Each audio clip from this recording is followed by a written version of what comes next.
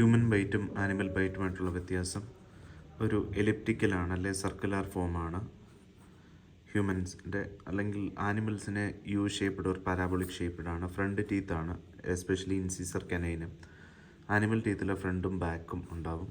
ക്ലോമാക്സ് linear aberration ഉണ്ടാവില്ല human ബൈറ്റിൽ, എന്നാൽ ആനിമൽസിനുണ്ടാവും. ഡെപ്ത് മോസ്റ്റ്ലി ഷാലോ ആണ് ഹ്യൂമൻ ബൈറ്റിൽ, ഡെപ്ത് കൂടുതലാണ് ആനിമൽ ബൈറ്റിൽ. ഇൻസിഡൻസ് മോർ കോമൺ ആനിമൽ ബൈറ്റാണ്. റാബീസ് ആനിമൽ ബൈറ്റിലാണ്. ക്രോമസോം നമ്പർ 23 ഉണ്ടായിരിക്കും ഹ്യൂമൻ ബൈറ്റിൽ. Depends upon number of species ആയിരിക്കും. ഏറ്റവും കൂടുതൽ യങ് വിക്ടിംസിന് ഡോഗ് ബൈറ്റാണ് കൂടുതൽ. ഡോഗ് സ്ക്രാച്ച് മാർക്ക് ഉണ്ടാവും. പിന്നെ ഒരു ആൻറ്റീരിയർ ടീത്താണല്ലോ കൂടുതൽ.